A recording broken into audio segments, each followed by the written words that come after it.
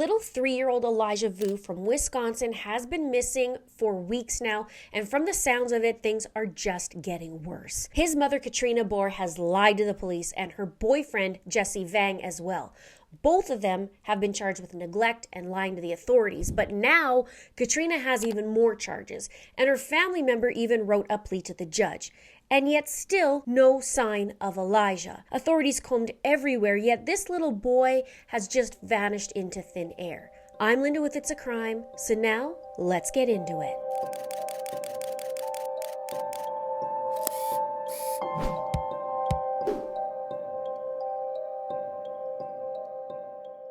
Authorities are desperately searching for little Elijah Vue. He was in the hands of abuse before he disappeared. And in previous videos, I did a timeline and talked about how Elijah was sent to Katrina's boyfriend's house to put him through a boot camp and make him, quote, into a man. He was subjected to cold showers, standing for hours at a time, and who knows what else. But recently, Katrina and Jesse were in court, and we found out more details about their shady behavior before Elijah went missing, and it's not good. In court, the defense wanted to modify Katrina's bail and reduce bond to just a signature rather than the $15,000. And they wanted to dismiss her count of child neglect. And the defense attorney argued that Katrina didn't have a serious record, but she mentioned that she had disorderly conduct in her past. And she said that Katrina also has a brain injury and had difficulty regarding dates, but argued that she wouldn't leave out of the state of Wisconsin. But then the prosecution piped in, and they made some very strong arguments. Right away, the prosecution was opposed to modifying the bail and explained that Katrina has multiple failures to appear in court. She mentioned that disorderly conduct also in the past. As for the charge of neglect, they added an additional charge, including neglect involving Katrina's 6-year-old daughter. I've also added the count 4, which involves neglect to another child who is 6 years old from February 14th. So now she's facing additional charges with much higher penalties. These cases obviously involve the care of some very young children. One of the children is around the age of 3, the other is around the age of 6. And not only were we dealing with the defendant sending the child to Two Rivers for discipline, or the boot camp as they described it, to make that child fearful of the co-actor so that when the child returns to her residence, he would behave better. There is also evidence that on February 14th, she left the 6-year-old unattended in a vehicle for approximately an hour in cold weather. The temperature around that time was around probably 27 to 30 degrees with the vehicle turned off. Then we have also, as part of count 1, the chronic neglect on February 16th, leaving the 3-year-old unattended for at least an hour as her and the other co-actor are traveling to locations in the city of Manitowoc, and neither one of them are seen with the child. It's clear that this defendant is facing some serious charges, and there is grave concern. She knows she's facing potential imprisonment, which is an incentive to flee. She also was encouraging the co-actor not to cooperate with law enforcement. On February 20th, she was messaging the co-actor to not say too much. Don't let them, or no, don't talk, ask for an attorney, those types of things. I think at this point it's clear that cash is warranted. I would ask that the cash either remain the same or be increased. I don't think a signature bond at all is appropriate based upon the totality of the facts, the new charges, and her past record. So now not only is little Elijah missing, but Katrina's 6-year-old was left in a car without heat, and it was said that it was about 27 to 30 degrees out at the time, and left alone. And it was also noted Elijah was also left alone for at least an hour as the adults gallivanted around Manitowoc and no sightings of adults with him, and he's 3 years old. Also in court, the mother of Katrina had something to say, and it's very important. Have a listen. I have known Katrina Bauer longer than anyone else, as I am her mother. At this time, I am asking the court to deny any bond modification for a multitude of reasons. I understand bond is not meant to be a punishment, but as an assurance to appear. While you have access to some of Katrina's records, there are records in other states, including Nevada and California, you are not seeing. She has contacts in other states that may be willing to assist her depending on the story she is telling. Her story always depends on her audience.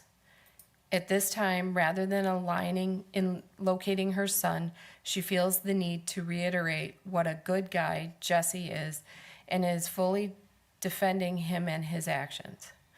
By aligning with him, she could potentially have access to his extended family and ability to flee the area.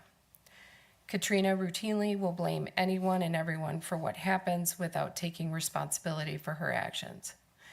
It goes without saying she is incapable of making appropriate judgments in everyday life, which is likely being available for future court dates and questioning. Katrina has no ties to the community. When I asked her why she would go back to Jesse, she stated, "I felt alone." I can assure you she is well aware of resources available, but she chose not to use them. She severed her relationship with me in October of 2022, so there is no family in the area. While paper will show minimal income, there is unaccounted for income when compared to her spending.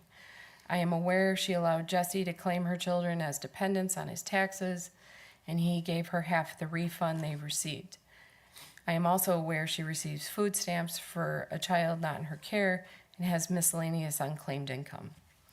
In 2016, while we resided in California and my oldest daughter was having heart surgery in Wisconsin, so I was here with her. At that time, Katrina faked a forced abduction and had missing person reports filed in California. She was located in Minnesota, where she was taken a hold for erratic behavior and drug use. Officers offered to drive her to Wisconsin, and she refused to leave, stating she was there by her own free will. Katrina has struggled with depression and anxiety for many years, has a history of erratic behavior. She has been suffering from traumatic brain injury and is highly likely to forget mandatory appearances. I don't feel it's worth the risk to lower her bond, especially as victim has not been found and many questions are unanswered.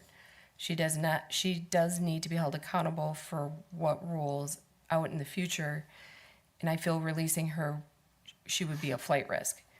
I have been the victim on her verbal and emotional abuse for a very long time. If the court finds any reason to reduce her bail, I would like to be assured of my peace and safety with a court-ordered no contact and GPS monitoring. What do Jesse and Katrina know, and where is that little boy? And what timeline is actually correct? There was surveillance a few days before his disappearance from an auto repair shop that showed Elijah on cam, according to news sources. And the date of that surveillance of Elijah was on February 16th, which just happens to be the day Katrina lied about to the authorities being around. She said that she wasn't in the area at the time, but cell phone data says otherwise. But it just gets worse. Jesse got out of jail in 2022, and in Katrina's past, she faked a forced abduction and had a missing person report filed in California, and she was later found in Minnesota. She also has a history of drug use. As for Jesse Vang, he was charged in 2016 with conspiracy to commit human trafficking, but the charge was later dismissed. And he's the one who was spending 2 weeks to discipline a 3-year-old and putting him through boot camp. And she was the one to condone it and drive him there to stay. Now, the judge denied bail. Determining bail is assuring the defendant's appearance in court. Quite frankly, I haven't seen the amended complaint yet. I don't necessarily know that I need to. There's enough in the complaint that I feel, in combination with her current circumstances, that bail is set right about where it needs to be.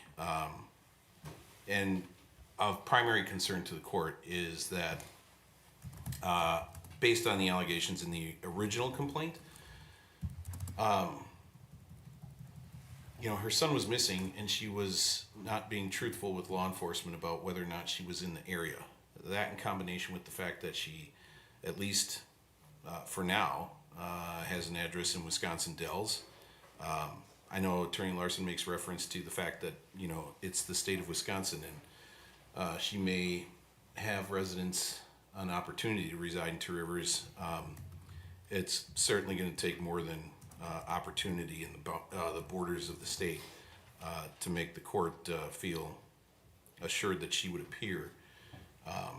The behavior that's outlined in the complaint in terms of not being honest with law enforcement as far as her presence goes gives me an incredible amount of concern about whether or not she would in fact make herself available for future court appearances. So for those reasons, the court will deny the motion to modify bail. Now, this is also interesting. I guess people showed up to court with Find Elijah Vue shirts, and the judge addressed it and said, the next time you wear them, there's the door. Typically don't allow people to wear shirts for missing people or alleged victims in the courtroom, especially once we get to the point where Ms. Bauer's or Mr. Vang is going to be in person.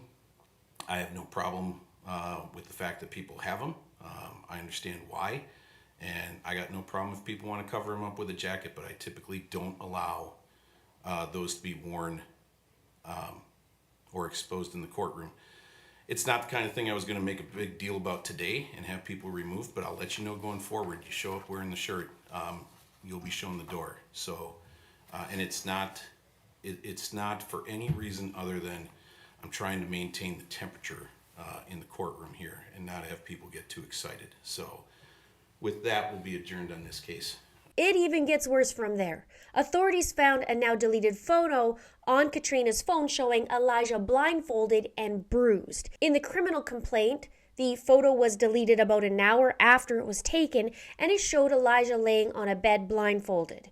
And it appeared that he had bruising on his little jaw, the left side of his neck, and on the upper part of his left arm.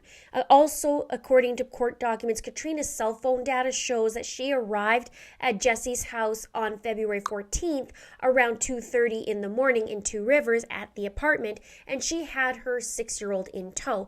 Katrina does a little text exchange with Jesse about leaving her daughter in the car while she went for basically a booty call inside. Then at 3:13 a.m., with her daughter still by herself in the car, the picture of Elijah blindfolded took place. Now, I want to know, what the hell did they do to that little boy? And let me know what your thoughts are below. That was February 14th. Then Elijah was seen 2 days later at the auto place on surveillance. Then on February 18th, Jesse and Katrina text each other, and Jesse says, "Trust me, I'ma make sure he hates me and being here." Katrina responds, "Don't want him to hate you, just fear you." Later, Jesse texts back and says, "He did fear me, but he didn't respect me. Now I'm making him respect me." 2 days later is when Jesse said he disappeared, which was February 20th. But on the 18th, in my previous video on the timeline, I talked about how the night of the 18th, Jesse says he drank beer and took a sleeping pill. Two Rivers police are still seeking surveillance footage, though, from February 19th between 2 and 9 p.m. on a specific car that's actually in their possession, a beige 1997 four-door Nissan Altima with a Wisconsin license plate starting with A and ending in 0. They are searching for anyone who might have seen the vehicle on that day in connection with the disappearance of Elijah and are asking you to check, home cameras or business cameras. Although authorities have confirmed that neither Katrina nor Jesse are the owners of the car, they have not disclosed the reason, though, for tracking its whereabouts. Now, Katrina's cell phone records place her at Jesse's apartment on the day of Elijah's disappearance. Neither Jesse or Katrina have cooperated with authorities regarding Elijah's whereabouts. Now, as for the search, volunteers are continuing search efforts in Manitowoc and now Green Bay. Two Rivers Police Department is still searching for Elijah, and they have suspended the search at the county landfill. The reward has now doubled to $40,000. I'll leave the link in the description box to the Two Rivers Reward Fund if you'd like to donate. I'll also leave the link for the Search and Investigation Fund, also by Two Rivers Police. I'll have that link below. Now, their next court date is March 14th, so at the time of this recording, it's actually tomorrow, and it'll be at 11 o'clock. You can see the timeline right here and the car in question right here.